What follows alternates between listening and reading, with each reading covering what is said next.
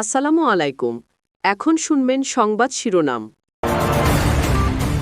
বগুড়ায় 2 সন্তানকে হত্যার পর মায়ের আত্মহত্যা। পুলিশের ধারণা দাম্পত্য কলহের জের। আইন শৃঙ্খলা বাহিনীর হেফাজতে স্বামীর শাহাদাত। 47তম বিসিএস এর লিখিত পরীক্ষা পেছানোর দাবিতে ঢাকা আরিচা মহাসড়কে জাবি শিক্ষার্থীদের বিক্ষোভ, চরম ভোগান্তিতে চলাচলকারীরা। মানিকগঞ্জে বাউল শিল্পী আটক নিয়ে দুপক্ষের উত্তেজনা কাটেনি এখনো। মারধরের ঘটনায় মামলা হলেও গ্রেপ্তার হয়নি কেউ। নাটোর 3 আসনে মনোনয়ন ঘোষণা না করায় অনিশ্চয়তায় বিএনপি তৃণমূল। হাইকমান্ডের দৃষ্টি আকর্ষণে সম্ভাব্য প্রার্থীদের নানা কর্মসূচি। সুন্দরবনের সৌন্দর্য ও বনজীবীদের নিয়ে রচিত গান, কবিতা আর পুঁথিপালা নজর কাড়ে সবার। আধুনিকতার চাপে হারিয়ে যেতে বসেছে সেই লোক সংস্কৃতি। এতক্ষণ শুনছিলেন সংবাদ শিরোনাম, এবার বিস্তারিত। 47তম বিসিএস এর লিখিত পরীক্ষা পেছানোর দাবিতে দ্বিতীয় দিনের মতো ঢাকা আরিচা মহাসড়কে বিক্ষোভ করছেন জাহাঙ্গীরনগর বিশ্ববিদ্যালয়ের শিক্ষার্থীরা। দুপুর 12টা থেকে জাহাঙ্গীরনগর বিশ্ববিদ্যালয়ের প্রধান ফটকের সামনে ঢাকা আরিচা মহাসড়ক অবরোধ করেন তারা। এ সময় মহাসড়কের দুই পাশে যান চলাচল বন্ধ হয়ে যায়। চরম ভোগান্তিতে পড়েন যাত্রীরা। আন্দোলনকারীরা জানান 47তম বিসিএস এর লিখিত পরীক্ষার সময়সূচি আগের যে কোনো সময়ের তুলনায় কম। প্রথমবার লিখিত পরীক্ষায় বসতে যাওয়া পরীক্ষার্থীদের জন্য মাত্র 2 মাস সময় দেয়া বৈষম্যমূলক। এত কম সময়ে 1100 নম্বরের সিলেবাস শেষ করা সম্ভব নয় বলে জানান তারা। দাবি পূরণ না হওয়া পর্যন্ত আন্দোলন অব্যাহত রাখার ঘোষণা দিয়েছেন তারা।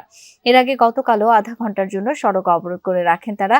আগামী 27 নভেম্বর 47তম বিসিএস এর লিখিত পরীক্ষা শুরুর তারিখ নির্ধারণ করা হয়েছে।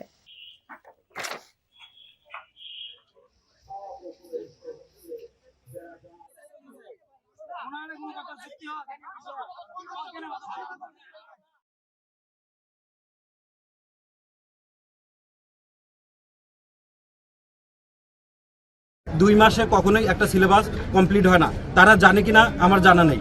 তারা শুধুমাত্র তাদের একটা স্বৈরাচারী মতো মনে করতেছে যে আমাদের তারা একটা অনেক সময় দিয়ে ফেলছে। এই বিষয়টা আশা করি না যে 24-এর বাংলায় এসে এরকম ছাত্রদের সাথে বৈষম্য করা হবে। এই সাভার থেকে হাইটাই পর্যন্ত আসছি, ভোগান্তি তো 100%, বুঝেন না? গন্ডগোল বাদ যে একটা, কিন্তু এই সাধারণ মানুষগুলোর জন্য এই যে রাস্তাঘাট মানুষগুলো আজকে অসুস্থ হয়ে পড়তেছে, এই দায়ভার নেবে কে? এর আন্দোলন চলে 2 দিন পর রাস্তায়, তাহলে আমরা হুদায় বয়ে থাকি এখানে, দেখার কেউ নাই। সরকার আছে থাকলেও নাই। দেশে নির্বাচনের আবহ সৃষ্টি হয়েছে। ভোট ব্যাহত হওয়ার কোনো শঙ্কা নেই, ঠাকুরগাঁয়ে এমনটাই বলেছেন বিএনপি মহাসচিব মির্জা ফখরুল ইসলাম আলমগীর। দুপুরে জেলা আইনজীবী সমিতির হলরুমে আইনজীবীদের সাথে মতবিনিময় সভায় অংশ নেন তিনি। বিএনপি মহাসচিব বলেন, দেশের আইন শৃঙ্খলা পরিস্থিতি যথেষ্ট ভালো রয়েছে। বেশিরভাগ রাজনৈতিক দল তাদের প্রার্থী ঘোষণা করেছে। আগামী বছরের ফেব্রুয়ারির প্রথম সপ্তাহ অথবা মধ্যবর্তী সময়ে নির্বাচনের দিন ঘোষণা হবে বলে আশাবাদী বিএনপি। মির্জা ফখরুল আরও বলেন, বিএনপি একটি বড় রাজনৈতিক দল, তাই একটি আসনে নির্বাচন করতে আগ্রহী একাধিক প্রার্থী থাকতেই পারে।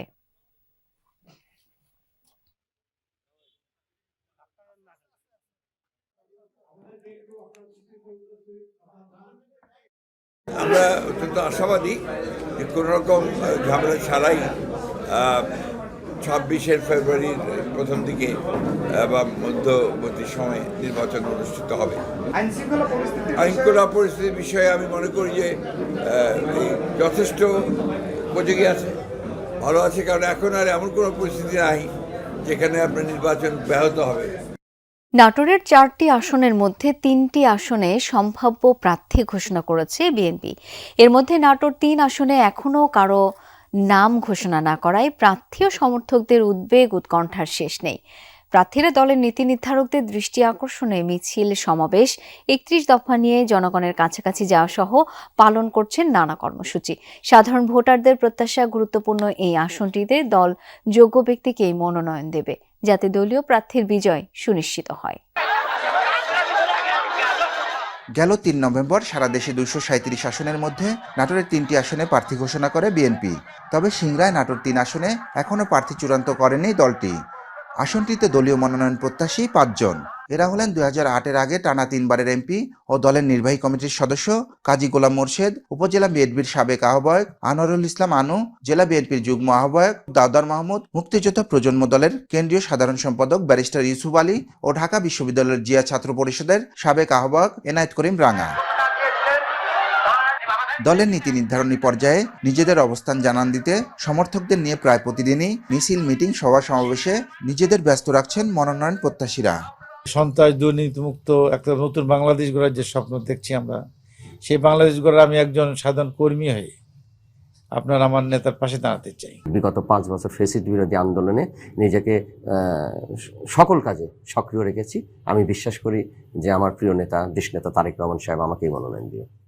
বিএনপির ভারপ্রাপ্ত চেয়ারম্যান তারেক রহমান ঘোষিত 31 দফা নিয়ে সাধারণ ভোটারদের কাছে যাচ্ছেন কেউ কেউ। এই আসনের কাণ্ডারি হিসাবে নিজেদের যোগ্যতা তুলে ধরছেন তারা। দল যদি আমাকে মনে করে যে আমাকে দিবে, আমি মনন নিয়ে কাজ করব সবাইকে নিয়ে, আর অন্য কাউকে দিলেও ধানের শীষের কাণ্ডারি হিসাবে আমি তাদের জন্য কাজ করব। 2008 সাল ছাড়া কোনো সময় কিন্তু এই আসন হাতছাড়া হয়নি বিএনপির। সুতরাং এই আসনটাকে পুনরুদ্ধার করার জন্য বিএনপি অবশ্যই একজন যোগ্যতম ক্যান্ডিডেটকে বেছে নেবে। 31 দফার আলোকে আমি একজন বিএনপির কর্মী হিসেবে মাঠে আসি এবং দল যাকে নমিনেশন দিবে তার পক্ষেই আমরা ইনশাআল্লাহ ভোট করব। 3,08,794 জন ভোটারের আসনটি বিএনপির শক্ত ঘাঁটি বলেই পরিচিত। তাই দেখে শুনে যোগ্য প্রার্থীকেই দলীয় মনোনয়ন দেওয়া হবে প্রত্যাশা ভোটারদের।